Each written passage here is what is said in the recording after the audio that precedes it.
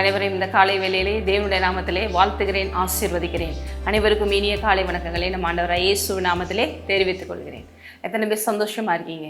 எதிர்காலத்தை குறித்து சந்தேகமா, குழப்பமா, எப்படி சமாளிக்க போகிறோம், என்னுடைய வாழ்வாதாரத்துக்கு பேசிக்கான விஷயங்கள் என்ன பண்ணுறதுன்னு தெரியல, நடக்கிற விஷயங்களெல்லாம் பார்க்கும்போது, உலகத்தில் நடக்கிற காரியங்களெல்லாம் பார்க்கும்போது எல்லாமே திகைக்க வைக்குதே, பயப்பட வைக்குதே, சமாளிச்சிடலாமா, முன்னேறிடலாமா, வெற்றி பெற்றலாமா, இல்லைனா அட்லீஸ்ட் பேசிக்கான சில விஷயங்களாவது நமக்கு கிடைக்குமா அப்படிங்கிறதான் பாருங்கள் எல்லாருடைய எண்ணங்களாகவும் இருக்கிறது, இயக்கங்களாகவும் இருக்கிறது. நம்ம மட்டும் இல்லை, நம்ம பிள்ளைகள், குடும்பம், எதிர்காலம், இதை பற்றி தான் எப்போயுமே யோசனை. பேசிக்காக பாருங்கள், எண்ணத்தை உண்போம், எண்ணத்தை குடிப்போம், எண்ணத்தை உடுப்போம்ங்கிற மாதிரி இந்த விஷயங்கள்லாம் வருது. பட் கவலைப்பட வேண்டாம் அப்படிங்கிறது சொல்லலை, அதை பற்றி நீங்கள் யோசிக்க வேண்டாம்னு சொல்லலை.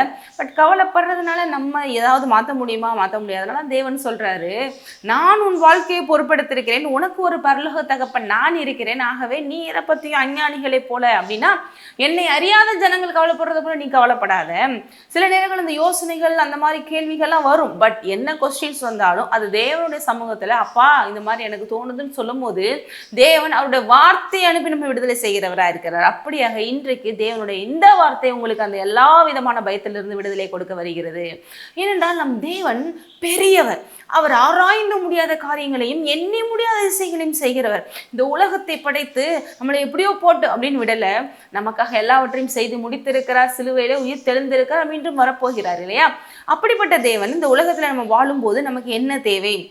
பேசிக்காக நமக்கு சாப்பாடு, நமக்கு உடை, நமக்கு தேவையான எல்லாவற்றையுமே அணுவாக எல்லாவற்றையும் அறிந்து வைத்திருக்கிறார். அதை அவருடைய மகிமையான ஐஸ்வர்யத்தின்படி சந்திக்கிறவராக இருக்கிறார். பாருங்க, இந்த காலகட்டங்கள்லாம் எல்லா இடத்துலையும் சொல்கிறாங்க, எல்லா இடத்துலையும் அடுத்து போரெல்லாம் வந்துருச்சு அப்படின்னா அடுத்து உலகத்தினுடைய பொருளாதாரம் சரிஞ்சிரும், அதுக்கடுத்து விலைவாசிகள்லாம் ஏறிடும், இந்த மாதிரி நிறைய விஷயங்கள் வரும்போது பஞ்சம் வந்துடும் அப்படின்னு சொல்லிட்டு. ஆனால் வேதவசனம் சொல்லுகிறது, நீதிமானுடைய சந்ததி அப்பத்துக்காக இறைஞ்சுவதே இல்லை. அப்படின்னா என்ன? தேவனுடைய பிள்ளைகள் ஒரு காலம் எந்த விதத்திலும் சாப்பாடு இல்லையே, நான் பட்டினியை கிடக்கிறேனே, நான் என்ன பண்ணுவேன், என் பிள்ளைகள் என்ன பண்ணும் அப்படின்னு சொல்லி திக்கற்றவர்களாக விடவே மாட்டார்.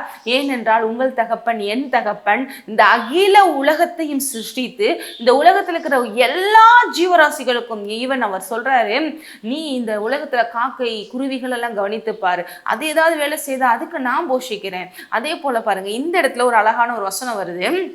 105ஆம் சங்கீதத்துக்கு மேலே, அதாவது 104ல் பார்த்தீங்கன்னா உங்களுக்கு கடைசியில் இருக்கிற ஒரு 20 வசனங்களுக்கு மேலே இருக்கிற வசனங்களை வாசித்தா நமக்கு ரொம்ப நல்லா புரியும். இதில் என்ன சொல்ல வருது நான் சொல்லிடுறேன்.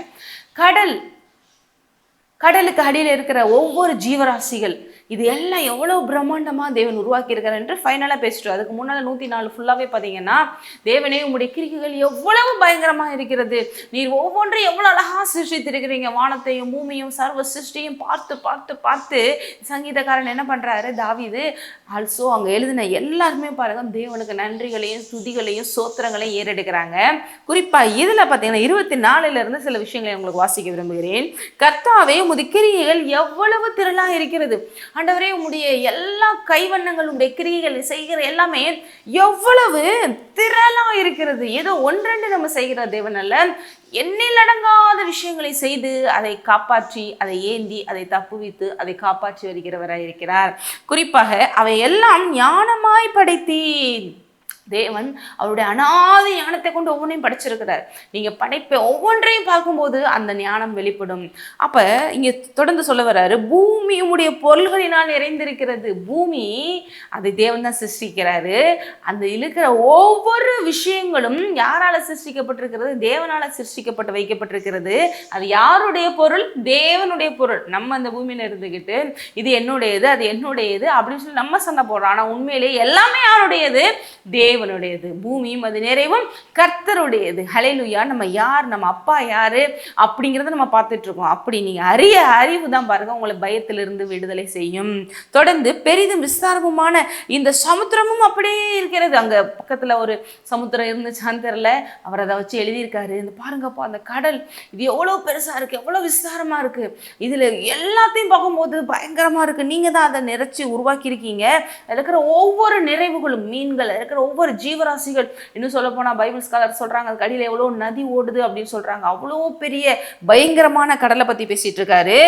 சிறியவைகளும் பெரியவைகளுமான எண்ணிறைந்த ஜீவன்கள் இருக்கு, அதுல கப்பல் ஓடுது, விளையாடும் நீர் உண்டாக்கின திமிங்கலங்களும் உண்டு. திமிங்கலம்னாலே கப்பல் ஓட்டுறவங்க கூட பயப்படுவாங்க. ஷார்க் அப்படின்னு சொல்லி ப்ளூ வேலுங்கிறது அவ்வளோ பயங்கரமான ஒன்று, மிக பயங்கரமாக கப்பலே கூட கவிழ்த்தக்கூடிய ஒன்று.